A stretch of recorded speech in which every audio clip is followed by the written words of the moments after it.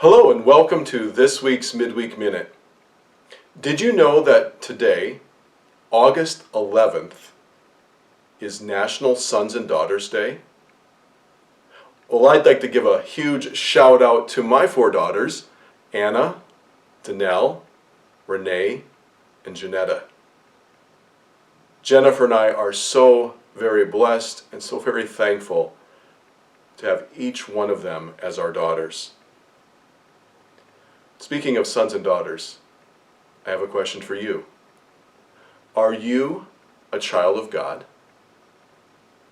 Listen to what the Bible says in John chapter 1, verse 12. But as many as received him, to them he gave the right to become children of God, to those who believe in his name. Are you God's child? If not, you can be. The keys to becoming his child are receiving and believing.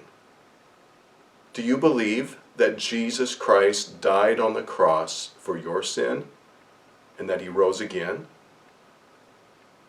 Have you received Christ into your life? If so, the Bible says that you are his child. What a joy it is to be a child of God. Happy Sons and Daughters Day.